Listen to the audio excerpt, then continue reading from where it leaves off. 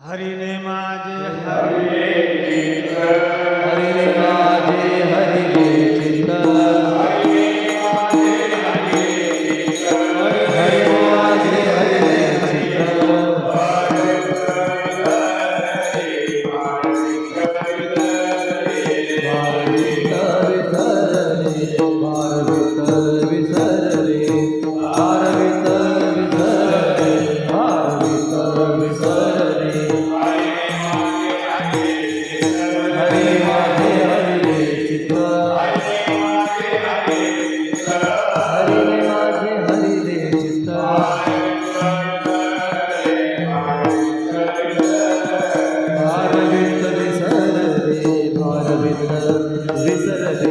भारवित विसरले भारवित विसरले आता कैसे जाऊ घरा आता कैसे जाऊ घरा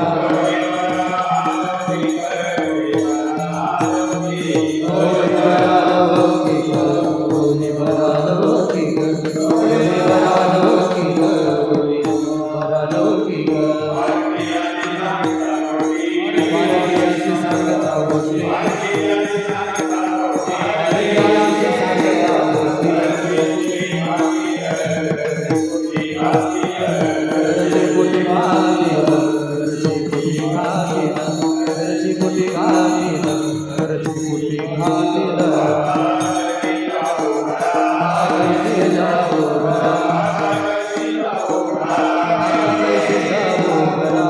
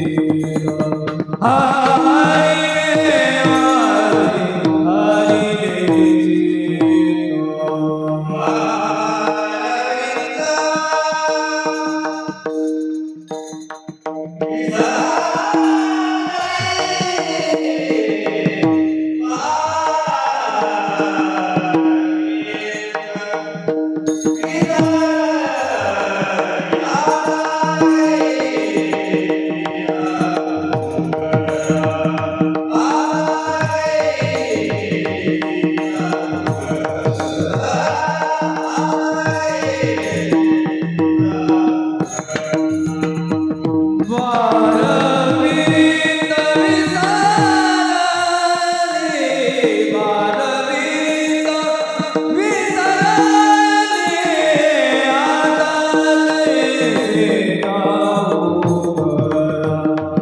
आता कैसे जाऊ घरा. आता कैसे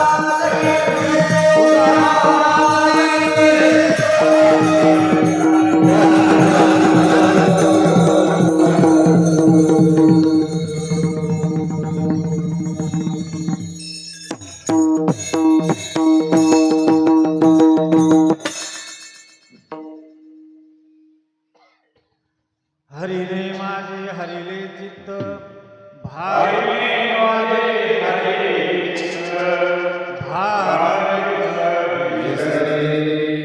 आता कैसी गाऊ घरा आता कैसी गाऊ घरा मोहे परागती पारधी आसी सांगता गोष्टी पारधी आसी सांगता गोष्टी घरची कृती पाटील आता कैसी जाऊ घरा आता कैसी जाऊ घरा नोहे परागती तुका म्हणे निवांत राही तुका म्हणे निवांत राही पाहिले पाहिले परतोनी आता कैसी जाऊ घरा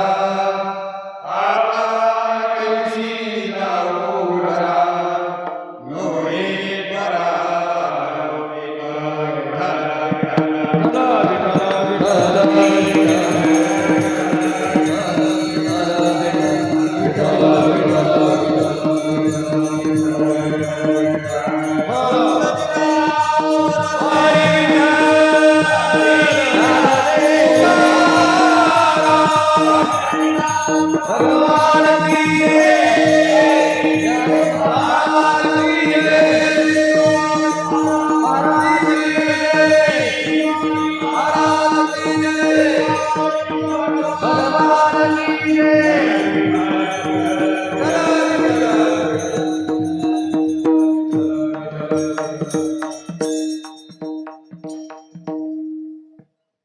गलदान गंडम मीलाभृंगखंडम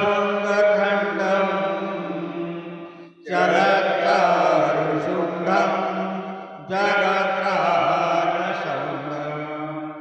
लसात्मन्तकांडम विपालभंगजंडम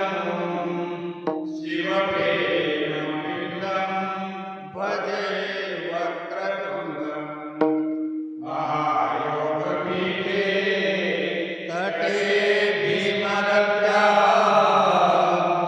वरं पुंडरीकाय दातुं मुनीन्द्रे समागत्य विश्वन्तमानन्दगन्धं परब्रह्मलिङ्गं भजे पांडुरंग करुव्रत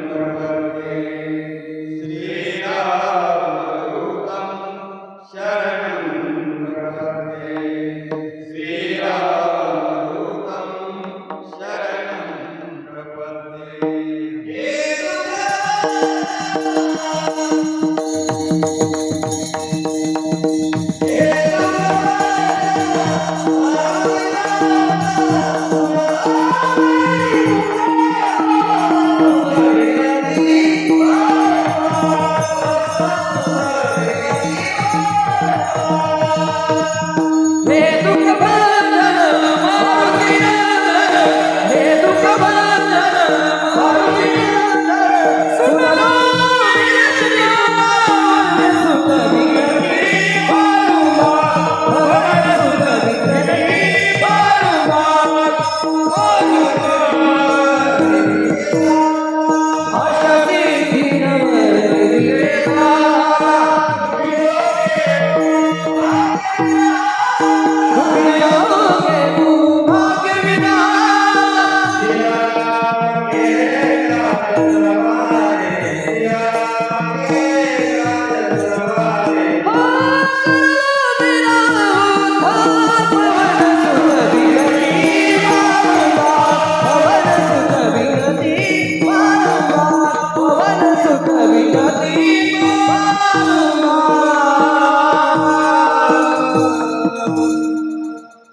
हरिने माझे हरिले चित्त, भारवित विसरले, आता कैसी जाऊ घरा, नो हे बरा लौकिक. धर्मधन समन्वित परमार्थ परायण भाविक सज्जन हो, प्रस्तुत या ठिकाणी कीर्तन रूपी सेवेसाठी घेतलेली गवळण जगद्गुरु तुकोबाराय यांची आणि ज्या गवळणीचं देवभान विसरलेली आहे अशा गवळणीचा अनुवाद या अभंगातून तुकोबाराय करतात.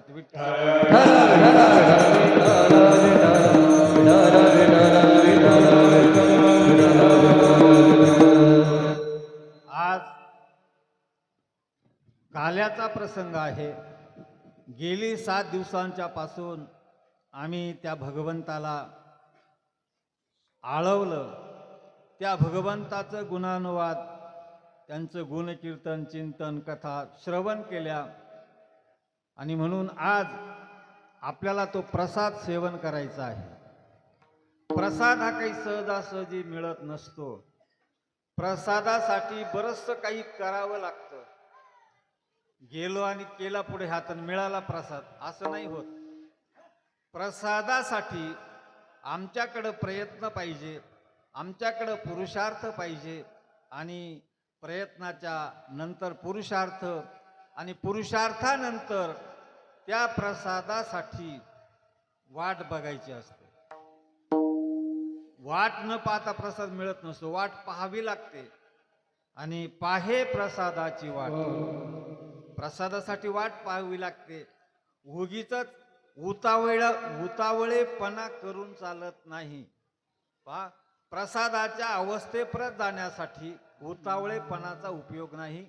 प्रसाद निश्चित मिळतो, पण त्यासाठी प्रयत्नाची आणि पुरुषार्थाची शिकत असावी लागते आणि प्रतीक्षाही करावी लागते.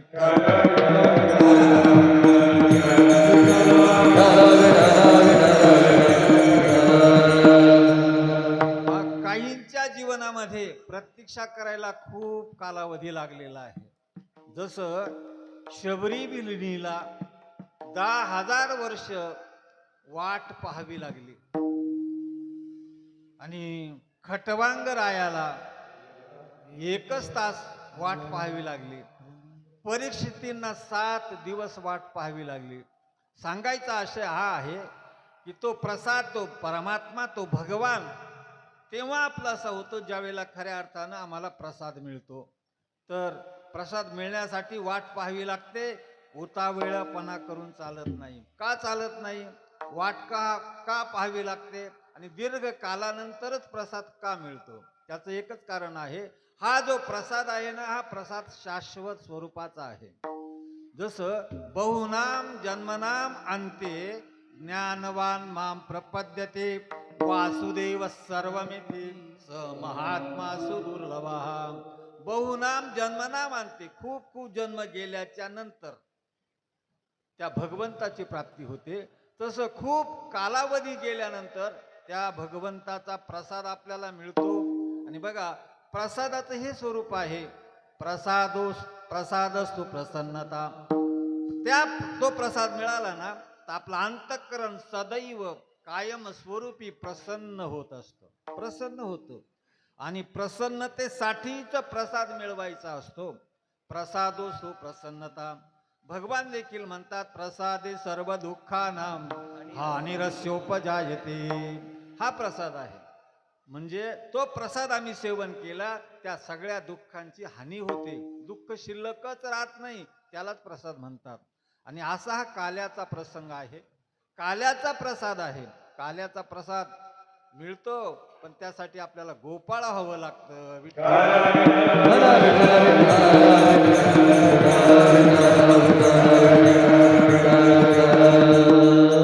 गोपाळ झाल्याशिवाय प्रसाद मिळू शकत नाही. म्हणजे सांगायचा आशय आहे की आपण गेली 7 दिवसांच्या पासून या ठिकाणी भगवंताची जी भक्तिभावानं, प्रेमानं, आवडीने आराधना करतो आहोत, तर आपल्याला प्रसाद निश्चित मिळू शकतो. प्रसाद आपल्याला निश्चित मिळतो. आणि प्रसाद तोच असतो की काला म्हटलं म्हणजे जो वेगळा नाही, विभिन्न नाही, दुभंगलेला नाही, एकत्र आलेला असतो, तो काला असतो. म्हणजे आपण सगळ्यांनी एक होणं हा काला आहे. ज्याप्रमाणे मंदिराचा कळस पूर्णत्वाला गेला, कळस बसला म्हणजे त्या मंदिराची पूर्णता झाली. किंवा ज्याप्रमाणे गंगा हिमालयातून निघाली आणि ती गंगा वाहत वाहत वाहत असताना तिला बरेच खड्डे, खळगे हे सगळं भरून भरून ती पुढे जाते, कारण तिचं ध्येय समुद्राला मिळायचं असतं. म्हणून आतल्या सगळ्या अडथळ्यांना ती पार करीत करीत जाते, समुद्राला मिळते. ज्या वेळेला ती समुद्राला मिळते, अर्थात तिच्या ठिकाणी तो प्रसाद, तो कलश पूर्णत्वाला गेला. पहा, गंगा सागराला मिळेपर्यंत, सागराला मिळाली म्हणजे तिचा कलश झाला. मंदिराचं पूर्णत्व तेव्हा ज्या वेळेला मंदिरावर कळस बसला, त्यावेळेला मंदिराची पूर्णता. तद्वत आमच्या या सप्ताहाची, आयोजनाची, या सगळ्यांची जी पूर्णता आहे ती या काल्याच्या प्रसंगी असते. विठ्ठल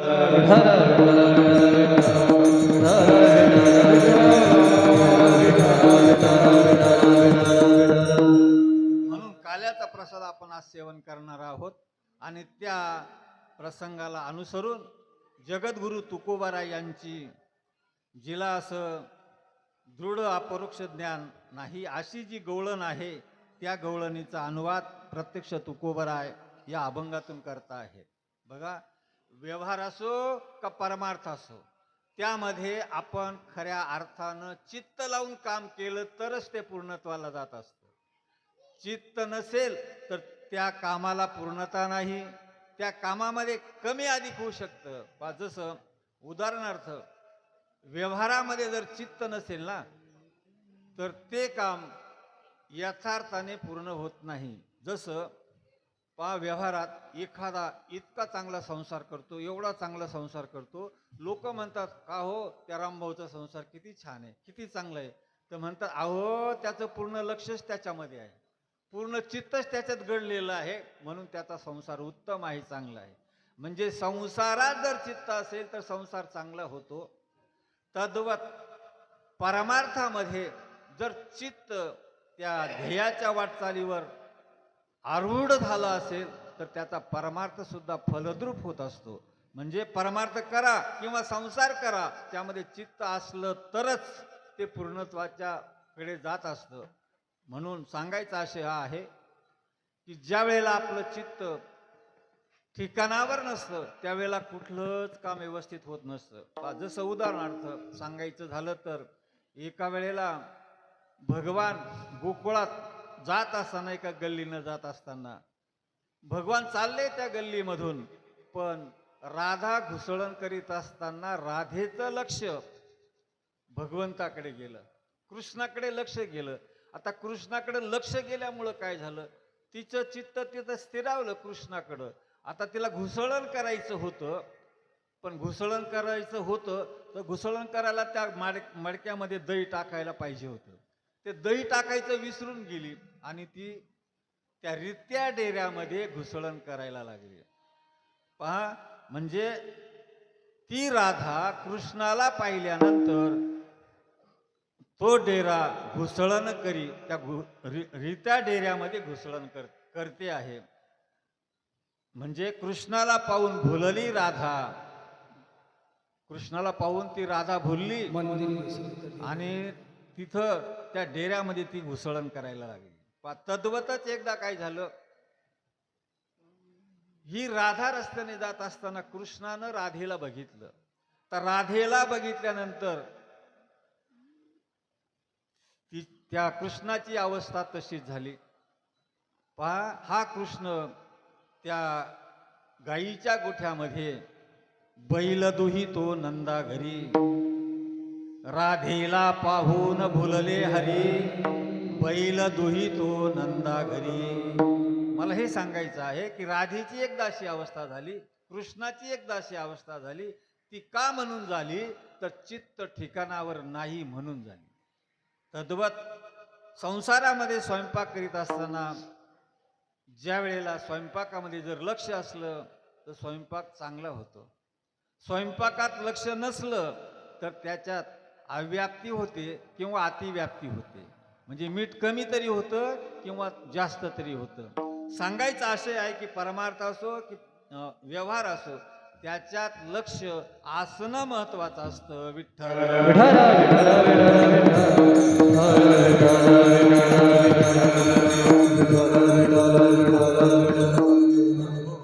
अशा या गवळणी भगवंताकडे त्यांचं चित्त आकर्षित झालेलं आहे. अशा गवळणी काय करायच्या, त्या गवळणी भगवंताला बघण्यासाठी त्या वृंदावनात यमुना तीरावर जायच्या. आता जात असताना काय करायच्या, त्या कृष्णाला पाहायला जायचे. कृष्ण त्यांच्या जीवीचा जीवलग झालेला आहे. कृष्णाला पाहिल्याशिवाय त्यांना चैनच पडत नाही. अशा गवळणी काय करायच्या, तर त्या एकत्र जमा व्हायच्या आणि एकत्र जमा होऊन त्या कृष्णाकडे जायच्या. पहा, आणि त्या ठिकाणी त्या जायच्या.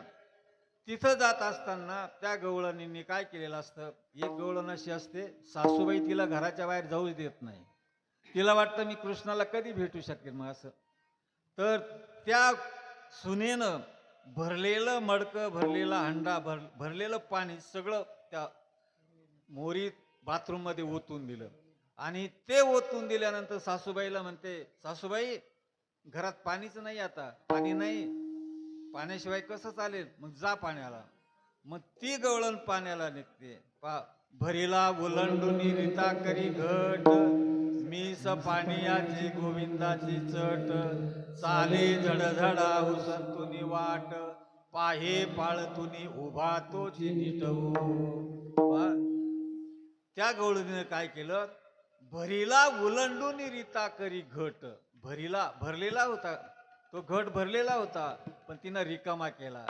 आणि चाले झडझडा उसंतुनी वाट, अतिवेगानं ती निघालेली आहे. सांगायचा आशय आहे की असल्या बऱ्याचशा गवळणी जायच्या आणि या सगळ्या गवळणी गेल्या, पाणी घेतलं, कृष्णाला बघितलं, दर्शन केलं आणि आल्या.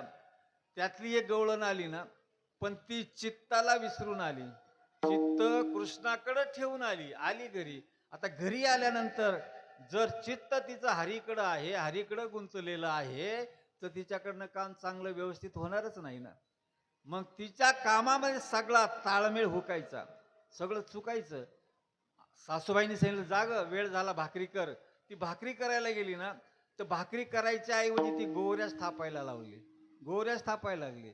सासूबाईच्या लक्षात आलं, का ग तू ध्यानावर आहेस का, भाकरी करतेस का गोवऱ्याला थापतेस, काय करते तू नेमकं. नाही हो सासूबाई, असं कसं म्हणता तुम्ही, मी असं नाही करीत ना. नाही नाही, मला मला कळलं, आजी का हो तू दिसशी दुश्चिती, न लगे काम तुझे चित्ती, नेनो काय बैसला हरी चित्ती हो, सरसर परती झाली से आता भांड.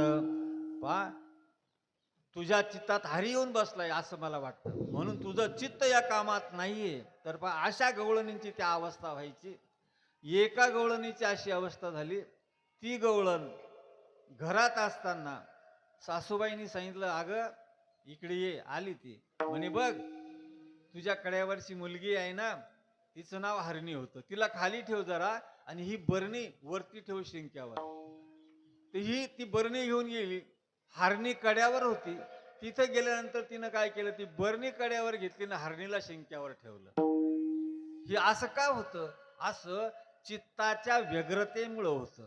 चित्त ठिकाणावर नसल्यामुळं या कामामध्ये आसलापणा येत असतो. तर ती तिथं ठेवल्यानंतर ओरडायला लागली ती मुलगी. तेव्हा ती सासूबाई तिच्यावर एवढी चिडते आणि म्हणते, अगं तू अशी का दुश्चित चित्ताची झाली आहे? तुझ्या चित्तात काही वाटतंय मला असं, नेनो काय बैसला हरी चित्ती हो, तुझ्या चित्तात हरीच बसलाय असं मला वाटतंय. तर पहा, हा सांगायचं कारण हे आहे की चित्तामध्ये जर भगवंत आला तर व्यवहारातली कामं व्यवस्थित होत नाही. आणि व्यवहार करीत असताना चित्त जर त्या कामाच्या ठिकाणी केंद्रित नसेल तरीही ती कामं व्यवस्थित होत नाही. विठ्ठल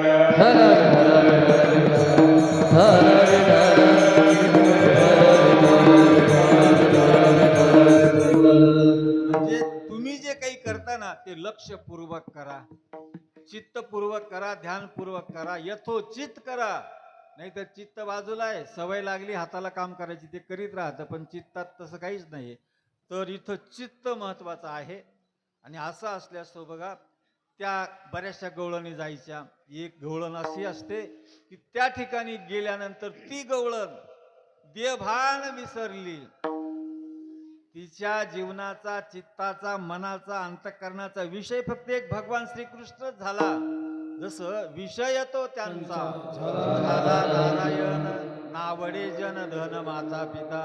तिच्या अंतःकरणामध्ये त्या भगवान कृष्णाने असं स्थानच जमावलेलं होतं, तिला काहीच कळत नव्हतं. ती त्या ठिकाणीच बसून राहिली. गेली होती पाणी घ्यायला, पाणी आणायला, पण त्या भगवान कृष्णाला पाहिलं, त्या मुरलीचा नाद तिनं श्रवण केला. देहुडा पाऊले वाजवितो वेणू, गोपिका रमणू स्वामी माझा. तिनं पाहिल्यानंतर ती तिथंच त्या भगवंताकडे आकर्षित झालेली आहे. पाहिला पाहिला नंदाचा नंदन, पाहिला पाहिला नंदाचा नंदन.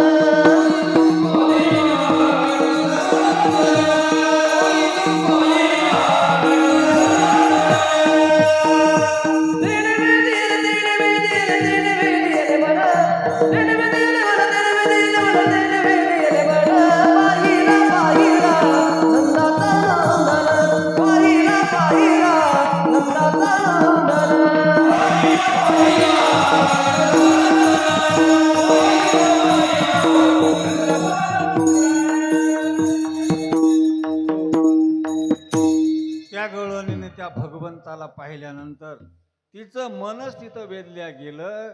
ती तिथंच बसली. बऱ्याचशा गवळणी यायच्या, पाणी घ्यायच्या, निघून जायच्या, आणि ही बऱ्याच वेळची तिथंच बसलेली आहे.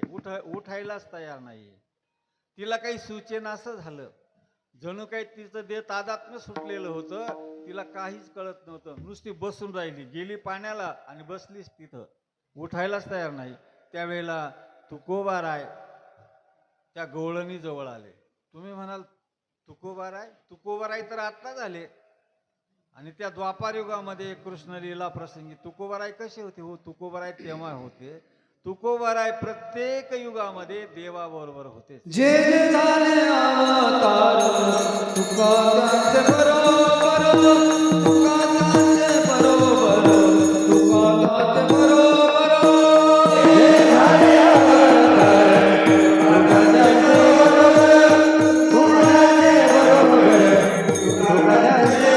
तुका त्याचे जे जे अवतार झाले त्या त्या वेळा तुकोबाराय त्या अवतारांच्या बरोबर होतेच.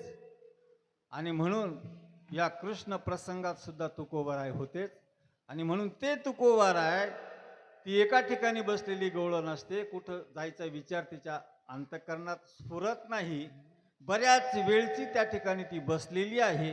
हे बघितल्यानंतर तुकोबाराय तिच्या जवळ जातात आणि तिला म्हणतात, हे गवळणी, तुला काही घरी कोणी नाही का? तुझ्या बरोबरच्या बऱ्याच आल्या, पाणी भरून घरी गेल्या आणि तू इथंच अजून बसली. इतका वेळ या ठिकाणी बसायचं कारण काय? असं उगीच एका ठिकाणी बसणं तुझ्या सारखीला ते योग्य वाटत नाही. म्हणून तू काय केलं पाहिजे आता? तर तुकोबाराय म्हणतात, नाही, बराच वेळ झाला तुला इथं, आता इथं थांबू नकोस, आता तू घरी जा. घरी जा. त्यावेळेला ती तुकोबारायांना म्हणतात, महाराज, तुम्ही कारक पुरुष आहात, प्राप्त पुरुष आहात, तुम्ही मला समजून घेऊ शकतात म्हणून मी तुम्हाला सांगते आहे. मी तुम्हाला हे सांगते आहे की माझी स्थिती अशी झालेली आहे, असली स्थिती माझ्या ठिकाणी निर्माण झाल्यामुळं, आणि तुम्ही मला सांगतात घरी जा, तर मी कसं घरी जाऊ? आता कैसे जाऊ घरा, आता कैसे जाऊ घरा, आता कैसे जाऊ घरा, आता कैसे जाऊ घरा, आता कैसे जाऊ घरा, आता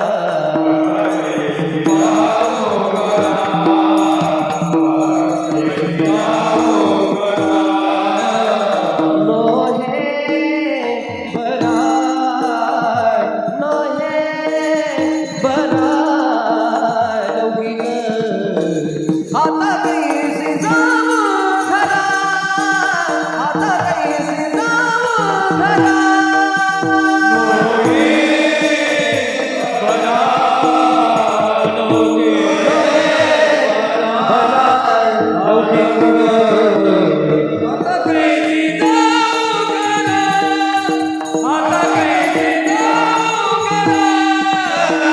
आता कैसे जाऊ घरा, नोहे बरा लौकिका, नोहे बरा लौकिका, नोहे बरा लौकिका, कैसे जाऊ नोहे बरा लौकिका, नोहे बरा लौकिका, नोहे बरा लौकिका. हो, ती गवळण तुकोबारायांना म्हणते आहे की महाराज, आता कैसी जाऊ घरा, नो हे बरा लौकिक. तुम्ही मला घरी जायची आज्ञा केलीस, घरी जा म्हटलास, पण आता कैसी जाऊ घरा, कसं काय घरी जाऊ मी आता? नो हे बरा हा लौकिक, नो हे बरा लौकिक, कसं काय घरी जायचं आता? पहा, म्हणजे तिची अवस्था अशी झालेली आहे त्या गवळणीची की ती देहभान विसरलेली आहे. ती सर्व विसरली गेली, तिला आठवणच येत नाही. सगळं सगळं काही असं विसरलं तिचं, आणि विसरल्यानंतर तिची अवस्था अशी झाली, सुचेनाशी झाली. काही सूचना तिला विसरल्या कामधंदा, सासू सासऱ्याची नाही मर्यादा, हो विसरल्या कामधंदा, सासू सासऱ्याची नाही मर्यादा, कोणी लावाला कोणी नंदा, वृत्ती वेधली परमानंदा, हो नंदा, हो नंदा. बाबा भोगडी घेऊनी पायी, बाबा भोगडी घेऊनी पायी, बाबा भोगडी घेऊनी पायी, बाबा भोगडी घेऊनी पायी,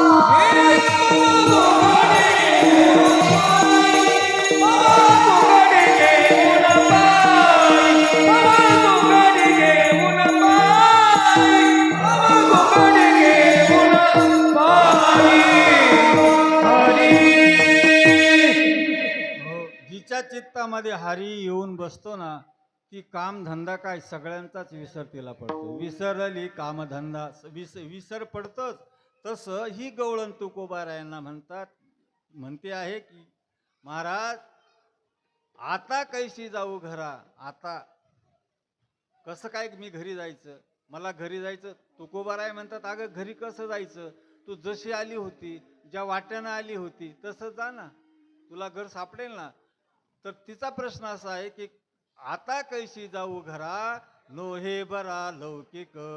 कसं घरी जायचं, अर्थात घर काय दार काय आपलं आहे कोण हे सगळं ती विसरलेली आहे.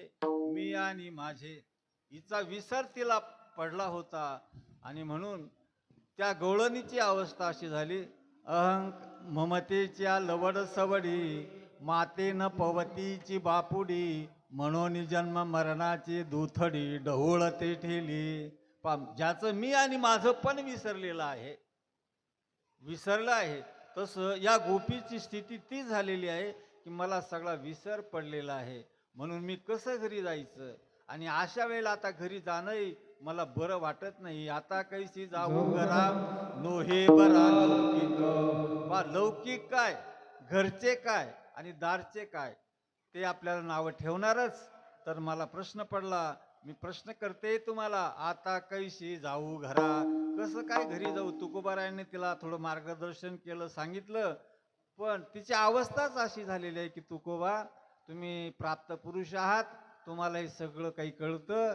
खरं सांगू का, घरी जाण्यासाठी जी माझी वृत्ती असावी लागते ती वृत्तीच गायब झाली, वृत्तीच राहिली नाही. म्हणजे देवभानावरच मी नाही अशी माझी अवस्था झाली. ती अवस्था अशी माझी का झाली, त्याला कारण पहिल्या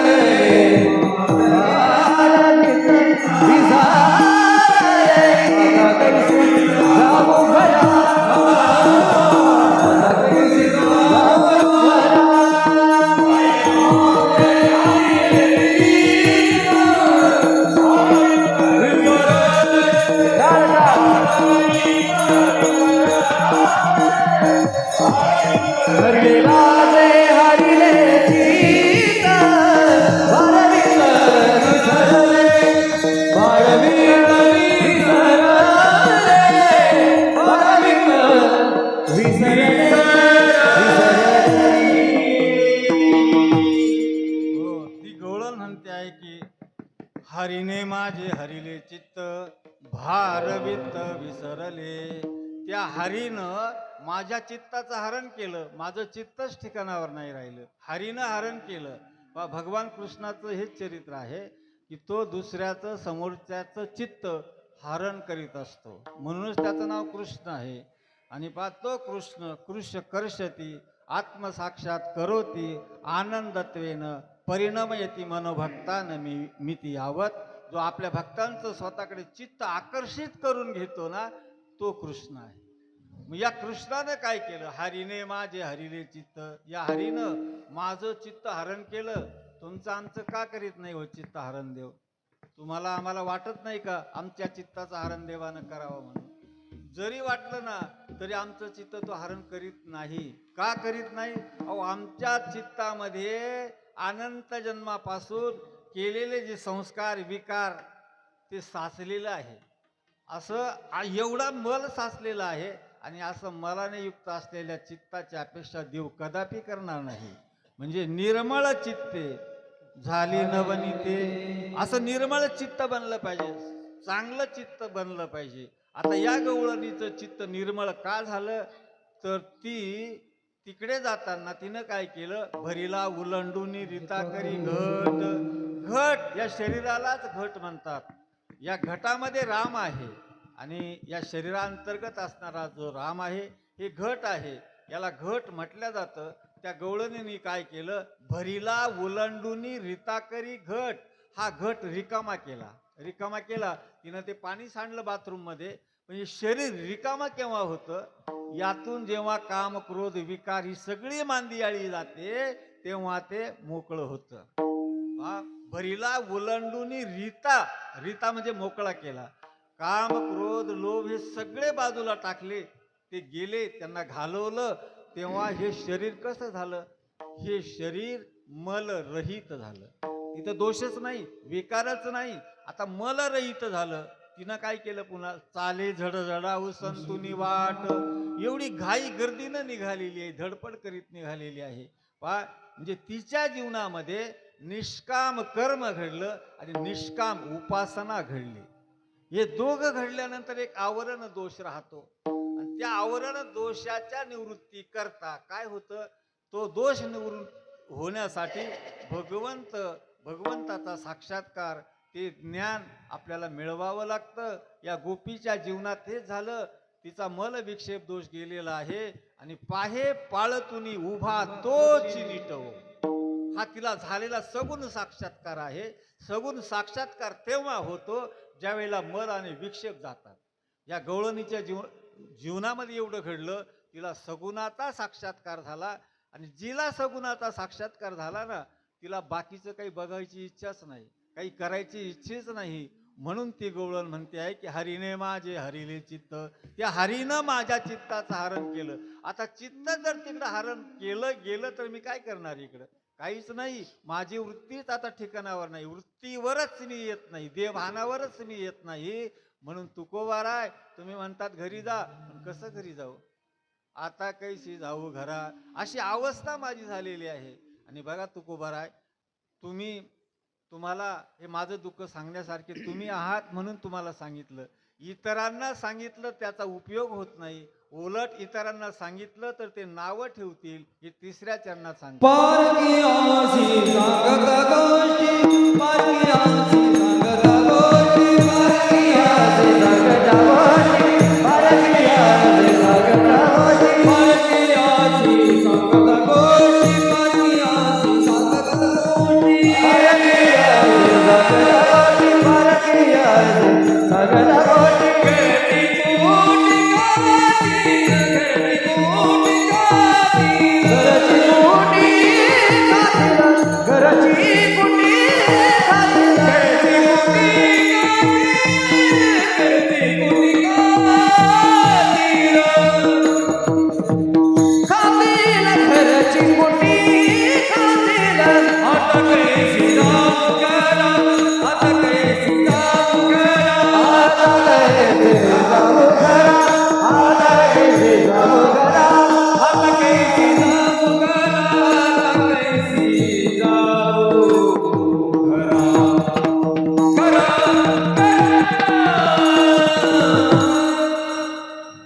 वा. ती गवळण म्हणते तुकोबारायने, महाराज पारखी अशी सांगता गोष्टी, घरची कुटी खातील. हा विषय जर दुसऱ्या लोकांना माहिती झाला, कोणी म्हण का होती आमक्याची ती गवळण गेली, तिथंच बसली, परत पाणी घेऊनच आली नाही. घरची कुटी खातील, घरचे लोकही नावं ठेवतील, दुसऱ्यांनाही बोलायला त्या ठिकाणी संधी मिळेल, अशी अवस्था माझी झालेली आहे. बघा, म्हणजे त्या गवळणीला घरी जाण्याचा प्रश्न सतावतो हे, आणि तुम्हाला आणि आम्हाला मंदिरात जाण्याचा प्रश्न सतावतो. मंदिरात जाण्याचा, जाऊ का नको, गेलो तर काय होईल, नाही गेलो तर काय होईल, चला जाऊया. म्हणजे आमचं जे आहे ना, आमचं जीवन नेमकं असं विरुद्धच आहे. सरळ जीवन नाही आमचं, असं वाकडं तिकडं जीवन आहे. म्हणजे या गवळणींना प्रश्न पडतो घरी यायचा. भगवंताच्या सान्निध्यात गेल्या, भगवंताकडे गेल्या, त्यांना घरी जायचं सुचत नाही, आणि आम्हाला मंदिरात जायचं सुचत नाही. विठ्ठल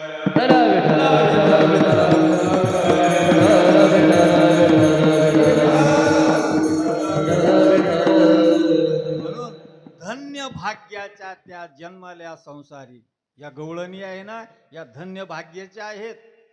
म्हणून त्यांचं भाग्यच असं काही वेगळं आहे, आणि त्या भाग्याच्या त्या गवळणी या जन्मामध्ये गवळणी म्हणून त्या गोकुळात आल्या असं नाही हो. याच्या अगोदर राम अवतारापासून अगोदरपासून जर आम्ही विचार केला ना, या भगवंताचं सानिध्य मिळविण्यासाठी त्यांनी जन्मोजन्मी प्रयत्न केले.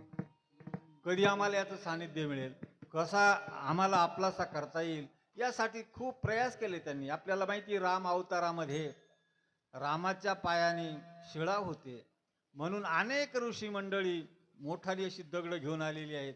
रामाने या दगडाला स्पर्श करावा, याची श्री होईल आणि आपण मग संसार करू, या अपेक्षेनं, या लालसेनं. पण प्रत्यक्ष वेगळंच घडलं. हे सगळे ऋषी मुनी ज्या वेळेला दगड घेऊन गेलेली आहेत तिथं प्रभू रामांच्याकडं, आणि रामाला पाहिल्यानंतर बघा त्यांची वृत्ती अशी झाली, जे या दगडाच्या श्रेया करून दे रामा, आम्हाला या दगडाच्या श्रेया करून दे, असं म्हणणारे होते ना, तेच म्हणायला लागले, रामा आम्हाला तुमच्या श्रेया करून घे. देह भाव हरपला, देह भाव हरपला,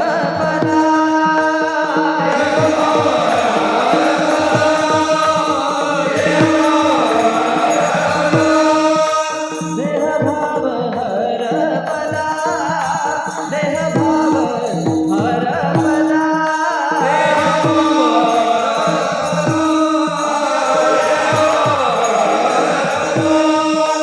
देह भाव हरपला तुझ पाहता विठ्ठला, देह भाव हरपला तुझ पाहता विठ्ठला, तुझ पाहता विठ्ठला, देह भाव हरपला, देह भाव हरपला, देह भाव हरपला. प्रत्यक्षात त्या भगवंताला पाहिल्यानंतर देहभाव हरपला तुझ पाहता विठ्ठला. आता देहभावच हरपला, वृत्तीवरच येईन असं झालं तर स्थिती कशी होते, उलट होते ना. हे दगड घेऊन गेले, या दगडाच्या श्रेया करायच्या होत्या त्यांना, पण रामाला पाहिल्यानंतर यांची वृत्तीमध्ये बदल झाला. हे देहभावच हरपले आणि रामा आम्हाला तुमच्या श्रेया करून घे. बघा त्या रामाला पाहिल्यानंतर एवढा वृत्तीमध्ये बदल झाला त्यांचा. आणि मग त्यावेळच्या जे असणारे रामाने त्यांना सांगितलं, ठीक आहे पुढच्या जन्मामध्ये. आणि मग कृष्ण अवतारामध्ये ते सगळे ऋषी गोकुळात स्त्रिया म्हणून गवळणी म्हणून जन्मल्या. बघा अशा बऱ्याचशा गवळणी आहेत. वेद गर्भीच्या जानश्रुती तई परतल्या नेनो म्हणती, ते माझी सुखसंगती न पवेची. त्या जाण वेद गर्भीच्या श्रुती, वेद गर्भीच्या श्रुती होत्या ना, त्या सगळ्या गोकुळात गवळणी म्हणून आलेल्या आहेत. पहा, म्हणजे ज्यांना त्या भगवंताचं यथार्थ ज्ञान त्यावेळेला झालं नाही, ते सगळे या ठिकाणी गवळणी म्हणून प्रगटलेले आहेत. आणि अशा या गवळणी अनेक जन्माच्या पुण्याने, अनेक जन्माच्या तपश्चर्येने त्यांचं चित्त नवनीतासारखं निर्माण झालेलं होतं, निर्मल झालेलं होतं. आणि अशा निर्मल चित्ताची चोरीच भगवंत करतो. अशा निर्मल चित्तामध्येच भगवंत राहतात. पहा त्या चित्तात भगवंत राहतो. म्हणून ही गवळण तुकोबारायनं म्हणतात की महाराज हरिने माझे हरिले चित्त. कोणाचं चित्त हरण करीत नाही देव, असं चित्त असलं तरच हरण करतो. म्हणजे असलं चित्त त्या गवळणींचं होतं, सुचित्त होतं, निर्मळ होतं. अशा चित्ताचं हरण केल्यानंतर त्या गवळणी, हरीनं त्यांच्या चित्ताचं हरण केल्यामुळं त्यांना घरचं दारचं बाहेरचं त्यांचा विषयच तो हरी झाल्यामुळं त्यांना इतर काही आठवतच नाही, अशी त्यांची स्थिती झालेली असते. आणि अशा या गवळणींचा त्या भगवंताबरोबरचा तुकोबारायांनी केलेला हा जो वार्तालाप आहे, तुकोबाराय म्हणतात की अशा वृत्तीवर जाणं म्हणजे घरी जाण्याचा प्रश्न उद्भवतच नाही. तो आहे त्या ठिकाणीच त्याला सुख समाधान वाटतं. म्हणून आता कैसी जाऊ घरा नोहे बरा लौकिक. आणि बघा तुकोबाराय पारके यासी सांगता गोष्टी, घरची कुटी खातील, घरची काय आणि दारची काय नावं ठेवतील. आपल्याला मीराबाईचे चरित्र माहिती आहे, अनेकांचं चरित्र माहिती आहे. घरची काय दारची काय नावं ठेवतील अशी अवस्था होईल. म्हणून तुकोबाराय मी तुम्हाला असं विचारते ना, आता कैशी जाऊ घरा, कसं मी घरी जाऊ. तर तुकोबाराय तिच्या प्रश्नाचं उत्तर देताना अभंगाच्या शेवटी म्हणतात,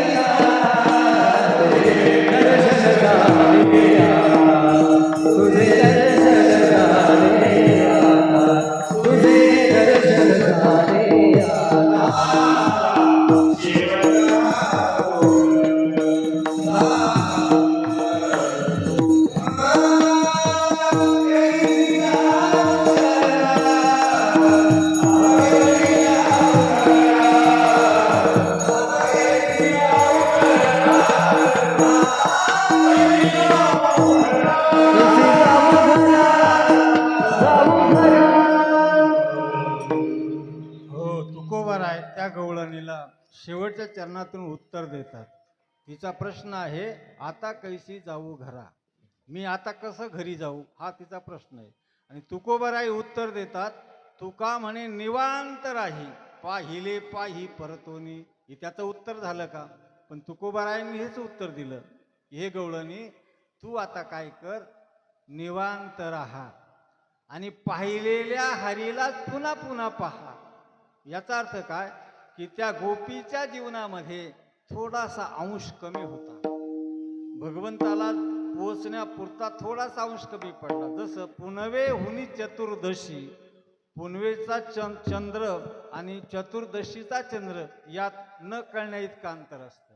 तुम्हाला आम्हाला लक्षातही येणार नाही चतुर्दशीचा चंद्र आणि पौर्णिमेचा चंद्र, पण एकच कला कमी झाल्यामुळं पुनवेहून चतुर्दशी जे तुले उनेपण शशी, जेवढं उनेपण त्या चंद्राला येतं तेवढंच उनेपण या गोपीच्या ठिकाणी होतं, तेवढंच होतं, जास्त नाही. चतुर्दशीचा चंद्र आणि पौर्णिमेचा चंद्र, तसं ही दृढ अपरोक्ष ज्ञानी आणि अदृढ अपरोक्ष ज्ञानी या दोघांमधला एवढाच फरक होता. म्हणून या गवळणीला पूर्णांशानं नाही पण काही अंशानं कमी ज्ञान होतं. जसं 100 नंबरी सोनं आणि 99 नंबरी सोनं याच्यात जसा फरक आहे तसा दृढ आणि अदृढ या शब्दामध्ये फरक आहे, तसा या गवळणीमध्ये थोडासा कमीपणा होता. मग तुकोबारायांना प्रश्न तिनं विचारला, आता कैसी जाऊ घरा. तुकोबाराय म्हणतात घरी जायचं ते बाकीचं नाही, पण तू जर पूर्ण झाली असती तर आता कैसी जाऊ घरा हा प्रश्न तुझ्या ठिकाणी निर्माण झालाच नसता. काही अंशानं काही कलेनं तू कमी असल्यामुळं जर तुला हा प्रश्न निर्माण होतो आहे ना, तर हे गवळणी काय कर, तू ज्याला पाहिलं, ज्यानं तुझ्या चित्ताचं हरण केलं आणि मग त्याला पुन्हा पुन्हा पहा, त्याचीच पुन्हा तू भक्ती कर, तोच आपलासा करून घे. हे तुकोबारायांनी दिलेलं उत्तर आहे. म्हणजे अर्थात काही अंशानं कमीपणा असणाऱ्या गवळणीची पूर्तता या उत्तराने तुकोबारायांनी भरून काढलेली आहे. असा या गवळणीचा थोडक्यात धावता चालता असा भावार्थ सांगण्याचा प्रयास केला. आता सर्वांनी एक वेळ भजन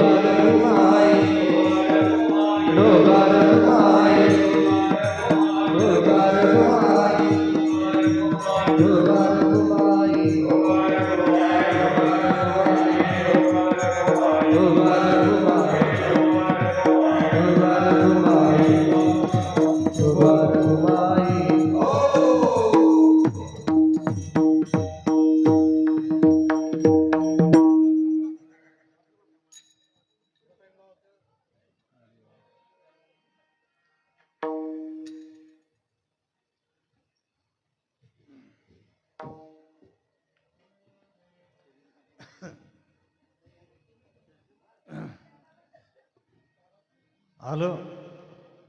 कार्यक्रमाचा जो टाइम दिलेला होता ना तो जवळजवळ आला, म्हणून थोड्या वेळापुरता आपल्याला या ठिकाणी काल्याचा प्रसंग साजरा करायचा आहे. तर बघा, हा अखिल कोटी ब्रह्मांड नायक ज्या वेळेला प्रवृत्ती आणि निवृत्तीचा समतोल ढासाळलेला असतो, अशा वेळेला हा भगवान या ठिकाणी अवताराला येतो, प्रकट होतो. भगवान अवताराला येतो म्हणजे आपल्यासारखा जन्माला येत नाही. जन्म कर्मचे मे दिव्यम ये एवं वेत्ती तत्वतः. भगवंताचा जन्म दिव्य आहे, भगवंताचं कर्म दिव्य आहे. असा हा भगवान त्या नंद बाबांच्या वाड्यात अर्थात मथुरेच्या कारागृहात प्रगटला. पण नंद बाबांच्या वाड्यात गेल्यानंतर त्यांचा उत्सव सुरू झाला. तिथपर्यंत जाण्याचा प्रयास आपण सगळे जाणत आहात. आता पहा, नंद बाबांच्या वाड्यात हा भगवान प्रगटला.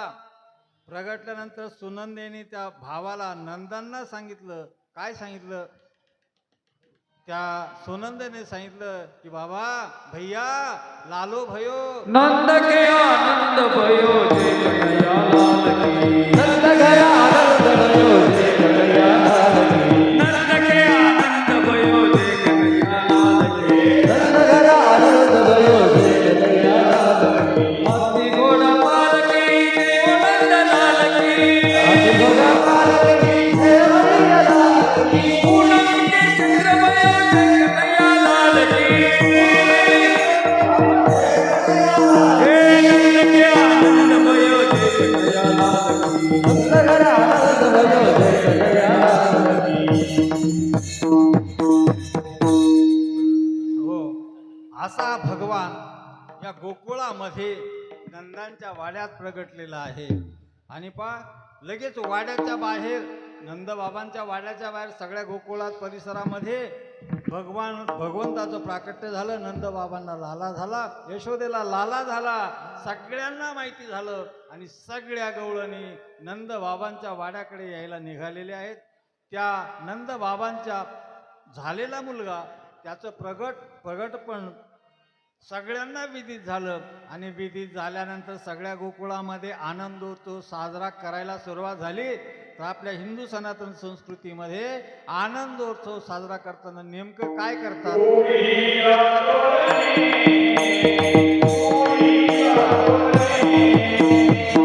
घोडिया तोरणे, घोडिया तोरणे. नाता नाता कथा गाती गाणे, कथा गाती गाणे.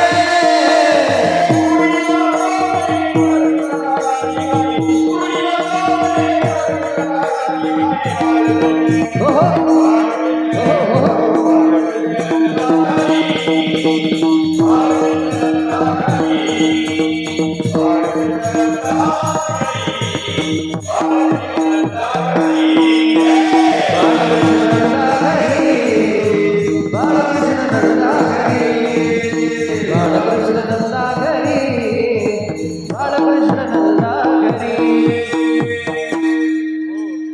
त्या गोकुळामध्ये असा आनंदोत्सव सुरू झालेला आहे. तो बाळकृष्ण नंदाच्या घरी प्रगटला. घरोघरी गुड्या उभारल्या, तोरणं बांधली आणि स्वस्तिक चिन्हांना युक्त अशा रांगोळ्या काढल्या गेल्या. सगळ्या गोकुळामध्ये आनंदोत्सव सुरू आहे. एवढा आनंद गोकुळामध्ये झाला तो फक्त नराला आणि नारीला झाला नाही, तिथल्या लतांना, वृक्षांना, वेलींना, झाडांना, फुलांना, अक्षरशः सगळ्या गोकुळातल्या कणाकणामध्ये आनंद झालेला आहे. आनंदाचे डोही, आनंद रंग, आनंदाचे अंग, आनंदाचे असं आनंद त्या ठिकाणी आहे. हा भगवान प्रगटल्यानंतर सगळ्या गोकुळात आनंदोत्सव सुरू आहे. एवढा आनंद त्या गोकुळामध्ये आहे, एवढा आनंद आहे, त्या आनंदाचं वर्णन करता येत नाही. अशा प्रकारचा आनंद गोकुळात आहे. तिथं कथा कीर्तन चालू आहे. त्या भगवंताचं गुणानुवाद गाता आहेत, भगवंताचं स्मरण करता आहेत. सगळा गुणानुवाद भगवंताच्या कथा सुरू झालेल्या आहेत. भगवंताची कथा आपल्या संसारातल्या कथेसारखी नाही. आपल्या संसारातली कथा ही वृथा व्यथा आहे, वृथा व्यथा आहे, काही अर्थाची नाही. पण भगवंताची कथा तर पहा, हे कथामृत आहे, ही भगवंताची कथा आहे. तव कथामृतम,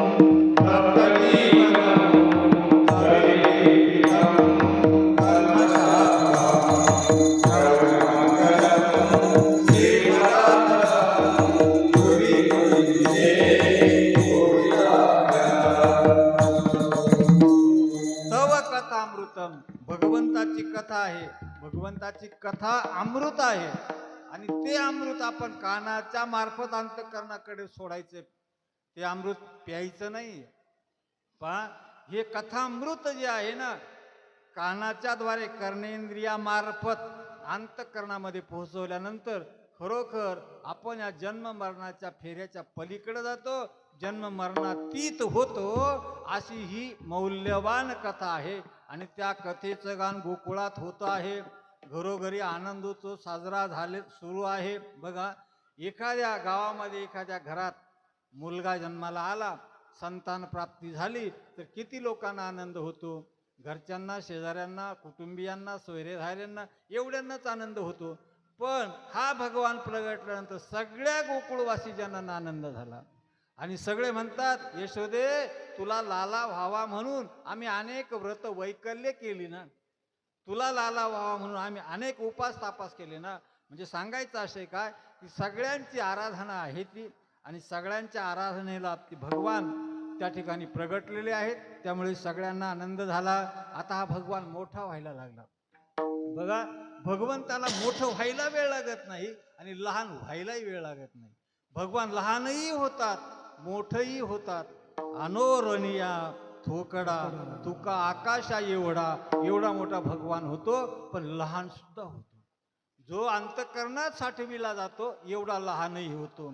तसं हा गोकुळातला जो भगवान आहे ना, भगवान कृष्ण कन्हैया लाला कान्हा प्रगटला ना, हा एवढा लहान आहे, पण एवढा लहान असताना मोठा होऊ शकतो. देवाला लहान व्हायला वेळ नाही, मोठं व्हायला वेळ नाही. काही गोष्टी अशाच असतात. जसं पहा, उदाहरणार्थ भगवंत त्या नंद बाबांच्या वाड्यात 8 वर्ष कारागृहामध्ये 8 वर्षाची मूर्ती समोर आली. आणि नंतर ते भगवान एवढे लहान झाले, वसुदेवाच्या डोक्यावर इथपर्यंत आले. म्हणजे सांगायचं असे आहे की भगवान मोठे होतात, लहानही होतात. जसं ज्यावेळेला प्रभू राम लंकेचं ते संपल्यानंतर ज्यावेळेला ते अयोध्येमध्ये आले ना, तर अयोध्यावासी जन रामाची प्रतीक्षा करीत होते, वाट पाहत होते. 14 वर्ष केव्हा जातील असं अयोध्यावासी लोकांना वाटत होतं. बघा, रामांचा 14 वर्ष आणि 26-27 दिवसांचा जो वनवासाचा काळ आहे ना, त्या काळामध्ये अयोध्येमध्ये एकही संतान झालं नाही. याला कारण आपण जाणून घ्या, आपण समजून घ्या ना. सगळ्या गोष्टी काही सांगायच्या असतात का? तर पहा, म्हणजे प्रभू राम वनवासाच्या काळामध्ये अयोध्येमध्ये काही झालं नाही, पण त्याची रामाची वाट सगळे पाहत होते. आणि ज्यावेळेला प्रभू राम जवळ आले ना, सगळ्या मथुरा त्या अयोध्यावासी लोकांना वाटलं की राम येताबरोबर मलाच भेटतील, मलाच आलिंगन देतील, मलाच आलिंगन देतील, अशी सगळ्यांची उत्स्फूर्त भावना होती. आणि भगवंताचं मनोगत देखील हेच असतं, ये यथा माम प्रपद्यन्ते ताम तथैव भजाम्यहम. तर भगवंतांनी सगळ्यांचं मनोगत पूर्ण केलं श्रीरामाने. येताबरोबर सगळ्यांना आलिंगन दिलं, सगळ्यांना भेटले आणि सगळ्या अयोध्यावासी लोकांना वाटायला लागलं की राम आल्याबरोबर मलाच भेटले, राम आल्याबरोबर मलाच भेटले. सगळ्या लोकांना वाटलं, सगळ्यांना राम भेटले. आणि पहा त्या सिंहासनावर आरूढ असणारा राम एक आहे. या सगळ्या अयोध्येवासी लोकांना भेटणारा राम कुठं गायब झाला? कुठं आहे ते? म्हणजे देवाचं हे विशेष आहे. देवाचं देव पण याच्यात आहे. देव येतो आणि जातो, त्याला वेळ लागत नाही. तसा हा भगवान कृष्ण गोकुळामध्ये प्रकट झाला आणि लहानचा मोठा झाला. आता मोठा झाला 5-6 दिवसाचा झाला आणि 5-6 दिवसाचा झाल्यानंतर बघा आपल्याला माहिती आहे की तिथं पूतना आली. पूतना कोण आहे? पूतना तिला मावशी म्हणतात. काही जसे गाव मामा असतात ना तशी मावशी. आणि बघा ही मावशी अशी आहे, यशोदेला बहीण नाहीये पण ही तिची मावशी, ही कृष्णाची मावशी लागते. आणि ती मावशी एवढ्यासाठी आलेली होती की तिला त्या पंचक्रोशीत 10 दिवसापूर्वी जन्माला आलेल्या बालकांना मारायचं होतं म्हणून ती कृष्णाला मारायला आली. कृष्ण तर गेला नाही तर ती स्वतः गेली. बघा 6 कोस तिचं शरीर पडलेलं होतं, एवढं शरीर डोंगरासारखं 6 कोस. या 6 दिवसाच्या बालकानं तिला संपवलं. ती पूतना. पूतना शब्दाचा अर्थ आहे पूत म्हणजे पवित्र आणि ना म्हणजे नाही. जी पवित्र नाही ना ती पूतना. वासना पवित्र नाही, अज्ञान पवित्र, अविद्या पवित्र नाही, पूतना पवित्र नाही. अशाचा अंत भगवान कृष्णाने केला चतुर्दशीच्या दिवशी केला. पहा नंतर अमावस्या होती, अमावस्याला नाही केला. आदल्या दिवशी त्रयोदशी होती तेव्हा नाही केला. चतुर्दशीलाच का केला? मग पूतनेचा अंत भगवंताने चतुर्दशीलाच का केला? याचं कारण असं सांगितलं जातं की चतुर्दशी म्हणजे जसे आपले पंच ज्ञानेंद्रिय, पंच कर्मेंद्रिय आणि अंतःकरण चतुष्टय या 14चा हा संघात आहे. पूतना चतुर्दशीला आली तर हा जो संघात आहे ही चतुर्दशी आहे. आणि या चतुर्दशीच्या दिवशी पूतनेला संपवलं, पूतनेला त्यांनी हाणलं, तसं ही चतुर्दशी आहे. बघा पूतना या 14 ठिकाणी राहते. 5 ज्ञानेंद्रिय, 5 कर्मेंद्रिय आणि अंतःकरण चतुष्टय या 14 ठिकाणापैकी कुठं ना कुठं पूतना अवश्य असतेच. जर डोळ्यामध्ये पूतना आली ना त्याला चांगलं चांगलं दिसतच नाही. आपण म्हणतो ना एवढं चांगलं आहे, एवढं चांगलं असताना तो म्हणतो कसलं चांगलं आलं. याचा अर्थ त्याच्या डोळ्यात पूतना आली म्हणून त्याला चांगलं चांगलं दिसत नाही. बघा काहींना एवढे चांगले ग्रंथ, एवढे चांगले कीर्तन, एवढं भगवंताचं गुणानुवाद एवढं सुंदर ते ऐकायला गोड लागत नाही. याचं कारण काय? कानात पूतना आली. कुठं आली पूतना? कानात आली. पा ज्याचं मन परमार्थाकडे धजावतच नाही त्याला काहीच विशेषता त्याच्यात वाटत नाही. याचा अर्थ त्याच्या मनात पूतना येऊन बसलेली आहे. आता बघा या 14 ठिकाणी पूतना येत असते. अशी या पूतनेला भगवंतांनी संपवलं आणि भगवंत लहानसे मोठे व्हायला लागले. लहानसे मोठे होत असताना भगवान बघा आता रांगायला लागले. कसे रांगतात भगवान? तळवे तळात टेकी तो त्यावे गुडघे निरंगत रगणी रंगनाथ डोमे दिली लागले रगणी रंगनाथ डोमे दिली लागले हात टेकीचा हात टेकीचा त्यावे गुडघे निरंगत रगणी रंगणी रंगणी रंगणी रंगणी रंगनाथ डोमे दिली लागले रगणी रंगनाथ डोमे दिली लागले यशोदी बैसागे मला यशोदी मागे येरी वदरी लगी नवनीत माझे बक्षिले नवनीत माझे बक्षिले तळे तळात टेकी तो त्यावे गुडघे निरंगत रगणी रगणी रगणी रगणी रगणी रंगनाथ डोमे दिली लागले रगणी रंगनाथ डोमे दिली लागले तर हात टेकीचा तर हात टेकीचा डाव्या गुडघ्याने लागत डाव्या गुडघ्याने लागत रगणी रगणी रगणी रगणी रगणी रंगनाथ डोमे दिली लागले रगणी रंगनाथ डोमे दिली लागले रगणी रंगनाथ डोमे दिली लागले हो असा भगवान डाव्या गुडघ्याने रांगायला आहे, रांगतो आहे. बघा, ज्या घरामध्ये 60-65 वर्षापासून अपत्य संभवलंच नव्हतं, त्या नंदबाबांच्या घरात लहान मुलं नव्हतीच, त्यांना संतान झालंच नाही 60-65 वर्षाचं होईपर्यंत. आणि नंतर हे बाळ जन्माला आलं ना, किती आनंद वाटत असेल त्या गोकुळातल्या त्या नंदबाबांना, यशोदेला, त्या कुटुंबाला किती आनंद वाटत असेल. आणि पहा ते आनंदित आहेत. हा भगवान आनंदोत्सव साजरा करीत करीत लहानसा मोठा होतो आहे. आणि पहा, हा मोठा झालेला भगवान आता एवढा मोठा झाला, एवढा मोठा नाही झाला पण झाला. किती मोठा झाला हा भगवान. आता त्या उंबऱ्याच्या बाहेर जायला लागला. जो हात टेकवित होता ना, हात टेकणं याचा अर्थ असा आहे की या पृथ्वीला आश्वासित करणं आहे. या भगवंतानी पृथ्वीला आश्वासन दिलं, तू घाबरू नको, आता तूच माझ्याकडे गायीच्या रूपाने आली होती, मी तुला सांगितलं होतं, तर मी आता प्रगट झालो, अवताराला आलो, आश्वासित करतो, तू घाबरू नको. म्हणून भगवान हात टेकवतात, डाव्या गुडघ्याने रांगतात. आता रांगत असताना हा भगवान थोडासा मोठा झाला. मोठा झाल्यानंतर तो उंबरठ्याच्या बाहेर गल्लीत इतस्ततः जायला लागलेला आहे.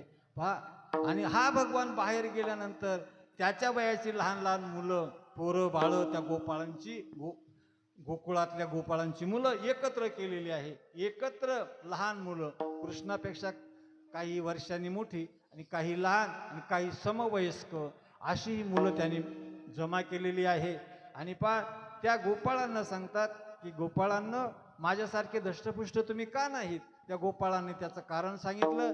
भगवंतांनी सांगितलं, नाही, आता असं घडायचं नाही, आता या गोकुळातलं लोणी बाहेर जाणार नाही. त्यासाठी आपण काय करायचं, जरी तुमच्या आया घेऊन जात असतील ना मथुरेमध्ये, तरी त्यांना अडवायचं, ते हिसकवायचं, आपला माल आपणच खायचा, त्या दुसऱ्यांना द्यायचा नाही. आणि हे करण्यासाठी भगवंतांनी एक चौर्य प्रसारक मंडळ स्थापन केलं. आणि ते चौर्य प्रसारक मंडळ स्थापन केलं. आणि स्थापन केल्यानंतर हा भगवान त्या गोपाळांना घेऊन अनेक गवळणींच्या घरी जायचं, त्यांचं त्या शिंक्यावर असणारे लोणी, दही, दूध काय असेल ते घ्यायचं, सगळ्या गोपाळांना वाटायचं, खायचं. असलं काही दिवस चालल्यानंतर गवळणींनी यशोदेकडे तक्रारी करायच्या. गवळणी यायच्या, यशोदेला म्हणायच्या, यशोदे, तुझ्या पोराला काहीतरी सांग ना ग. यशोदे ग, यशोदे ग, यशोदे ग, तुला तुला येईल राग, यशोदे ग, तुला तुला येईल राग.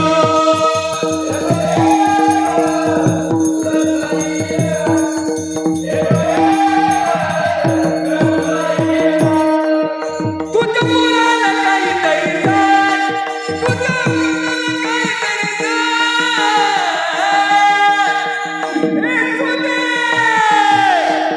यशोदे ग, तुला तुला येईल राग, यशोदे ग, तुला तुला येईल राग, यशोदे ग, तुला तुला येईल राग.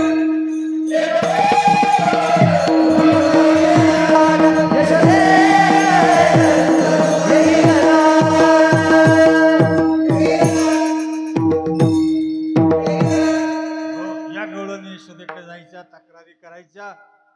यशोदे, कृष्णाला काहीतरी सांग ना ग, एवढ्या खोड्या करतो तो, आमचं दही दूध लोणी चोरतो ग यशोदे. तो एकटाच नाही ग, त्याच्याबरोबर अनेक या गोकुळातली मुलं असतात, बाळं असतात, त्याचे मित्र परिवार असतो, सवंगडी असतात त्याचे. आणि सगळ्यांना तो यथेचे लुटून देतो आमची घरं. सांग ना का यशोदे त्याला. यशोदा कधीच मुलाची बाजू सोडत नाही, मुलाला रागवत नाही, उलट गवळणींनाच म्हणते, अगं गवळणींनो, तुम्हाला काही लाजा वाटल्या पाहिजे ना ग. माझा मुलगा आहे तरी केवढा, किती वर्षाचा माझे 5 वर्षाचे बाळ, माझे 5 वर्षाचे बाळ, 5 वर्षाचे माझे बाळ, 5 वर्षाचे माझे बाळ. अंगणी खेळते खेळ खेळ, अंगणी खेळते खेळ, अंगणी खेळते खेळ, अंगणी खेळते खेळ. कानात गुंजते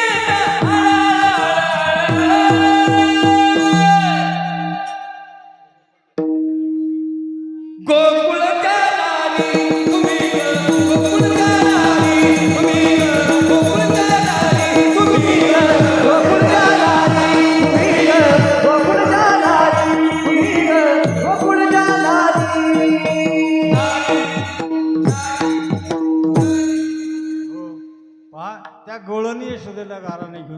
सांगायच्या.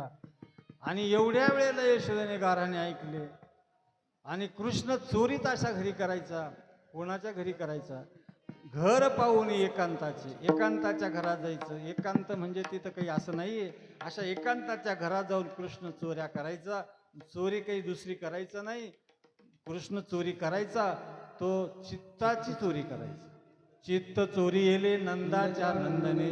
या नंदनाने चित्ताची चोरी केली. बघा, ज्या गवळणींच्या घरचं लोणी त्याने चोरलेलं आहे त्या गवळणींनी कधीच यशोदेकडे तक्रार नेली नाही, तक्रार केली नाही.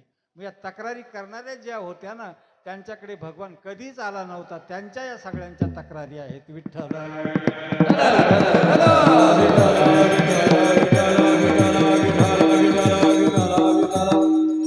कारण भगवंत जो चोरी करतो ना ती चित्ताची चोरी करतो. आता अनेक गवळणींच्या घरीचं लोणी त्यांनी चोरलं, कोणी तक्रार केली नाही. ज्यांनी तक्रार केली त्यांच्या घरी भगवान आलेच नव्हते. हे कसं काय? जसं उदाहरणार्थ एका घरामध्ये एक चोर शिरला आणि चोर शिरल्यानंतर त्याने ते कपाट फोडलं. त्याच्यात काही त्याला 5-50 हजार रुपये मिळाले आणि तेवढे पैसे घेऊन तो बाहेर पळत असताना त्याच्याकडून 1 लाख रुपये खाली पडले. आधीच्या चोरीचे 1 लाख खाली पडले. 5-50 घेऊन पळाला. आता तो घर मालक पोलीस स्टेशनला कंप्लेंट नोंदविल का? नोंदविल का? नाही. का? त्याला फायदा आहे त्याच्यामध्ये, त्याला अधिक मिळालं. तसं या गवळणींच्या घरी चोरी केली, त्यांनी तक्रार केली नाही. का केली नाही? अहो, जिथं देवाचा हात लागला ना, जिथं देवाचे पाय पडले ना तिथं कुठं कमी राहिला? समर्थाचे घरी काहीच कमी नाही. हा समर्थ त्यांच्या घरच्या लोण्याला घराला पदस्पर्श होतो, हात लागतो ना, त्यांना काही कमी पडत नाही, त्यांचं वाढतं. आता मग ज्यांच्या घरी हा गेला नाही त्यांचा जीव तळमळ करतो. आणि मग त्या यशोदेला सांगतात, यशोदे सांग ना ग तुझ्या मुलाला. तर पहा यशोदा सांगते माझा मुलगा तसं नाहीये. तुम्ही ढाल गजात, तुम्ही आशात, तुम्ही त्याचा भोवरा लोपवतात, तुम्ही त्याच्या खोड्या करतात, तुम्ही आशात, तो तसा नाहीये. गवळणींनी विचार केला, आपण कितीदाही सांगितलं तरीही यशोदा ऐकतच नाही. मग आता आपण काय करू? आपण आता एक आंदोलन करू, मोर्चा काढू, सगळ्या जणी एकत्र जमून या ठिकाणी यशोदेकडे ही तक्रार आपण नोंदवू. पहा, म्हणजे आंदोलनाला मोर्चाला काही किंमत असते तेव्हापासून त्यांनी जाणलेलं होतं. आणि म्हणून या सगळ्या गवळणींनी तक्रार केली यशोदेकडे. सगळे आल्या आणि सगळ्यांनी येऊन यशोदेला सांगितलं, यशोदे अगं आम्ही आता एवढं कंटाळलो, तुला निक्षून सांगण्यासाठी आलो, आम्ही या गोकुळात आता राहायचं का जायचं? यशोदे कृष्ण सांगावे गोकुळी रावे का जावे, गोकुळी रावे का जावे, गोकुळी रावे का जावे.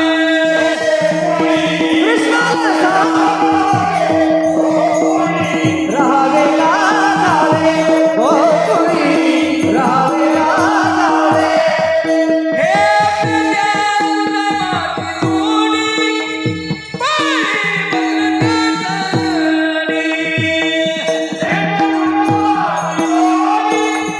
पायी बघतानी.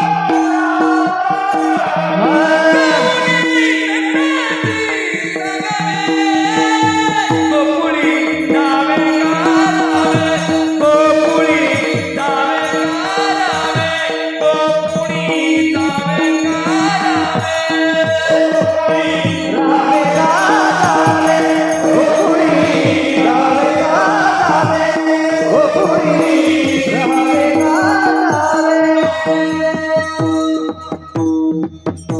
हो, जेव्हा या गवळणींनी यशोदेला निक्षून सांगितलं, यशोदे आम्ही फार त्रासलो ग, कंटाळलो ग, तू काही मनावरच घेत नाही, म्हणून तुला सांगायला आम्ही सर्वजण एकत्र आलो. आता तुला निक्षून सांगतो की गोकुळात राहायचं का जायचं. मोठी माणसं मोठा विचार करणारी असतात. यशोदेने विचार केला, हे सगळे जर इथून निघून गेले तर आम्ही पाटीलकी कशी करायची? मग इथं आम्ही पाटील कसे असणार? कोणावरही पाटीलकी आमची गाजणार? हे सगळं गोकुळातले लोक गोकुळ सोडून गेले तर मग आमचा उपयोग काय? आमचं मोठेपण कशात आहे? मग त्या यशोदेने विचारपूर्वक त्या गवळणींना सांगितलं, गवळणींनो शांत व्हा, अजिबात काळजी करू नका, कृष्ण तुमच्याकडं खोड्या करायला येणारच नाही याची दक्षता मी घेते.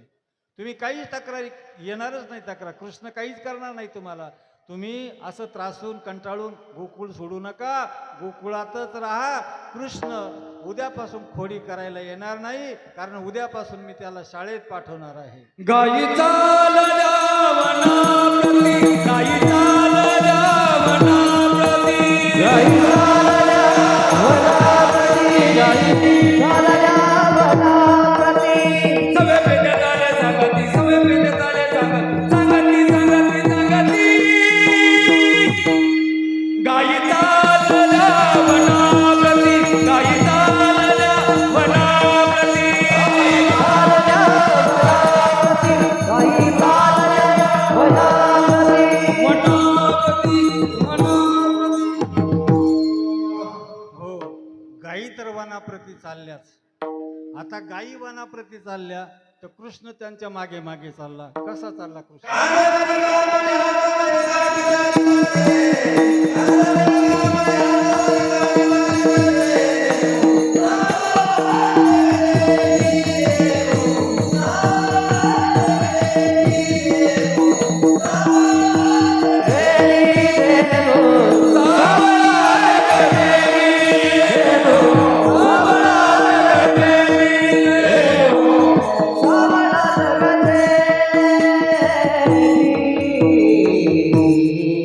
हो, हा गायीच्या पाठोपाठ चालणारा भगवान आहे. खांद्यावर कांबळी घेतलेली आहे, हातात काठी घेतलेली आहे. गायींचा पाठोपाठ हा भगवान जातो आहे. बघा केवढ्या भाग्यवान त्या गायी आहेत. हा अखिल कोटी ब्रह्मांड नायक गो सेवा करतो. याचा अर्थ गो एवढी महत्वाची आहे की जिथं भगवंताला त्यांची सेवा करायची पाळी आली, भगवान सेवा करतो आहे.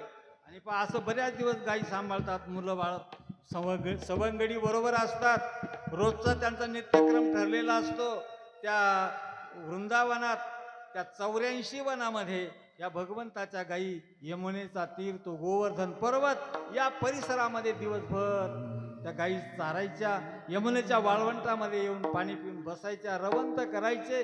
आणि हे सगळे गोपाळ एकत्र येऊन खूप खेळायचे. त्यावेळेचे खेळ बी चांगले होते. खूप खेळायचे. आणि खेळत असताना थकल्यानंतर ते गोपाळ म्हणायचे, भगवान कृष्णा, आता कुठवर खेळायचं? आता आपल्याला काला करायचं आहे, शिदोरी घ्यायची. तर पहा भगवान म्हणतात, भगवंताने आदल्या दिवशी सांगून ठेवलेलं होतं उद्या काला करायचं म्हणून शिदोऱ्या घेऊन या. हे सगळे गोपाळ शिदोऱ्या घेऊन आलेले आहेत. आणि सगळ्यांना सांगितलं की बघा, आता खेळायचं काही सुख नाही. का नाही? आता भूक लागलेली आहे. आपल्या डोक्यावर, पाठीवर, खांद्यावर ओझं आहे. हे ओझं बाजूला ठेवायचं आहे आणि आपल्याला भोजन करायचंय, जेवण करायचं आहे. म्हणून खडकी सोडिल्या मोठा, आजीचा दही काला मोठा. पाहतो दही काला तर सगळं एकत्र केलेलं आहे, सगळ्यांच्या शिदोऱ्या. बघा, काला हा शब्द हे दर्शवितो की एकत्र येणं, एक होणं हा काला आहे. विठ्ठल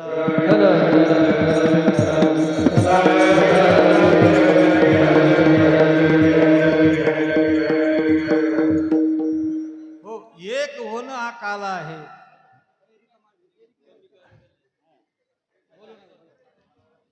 एक होणं हा काला आहे.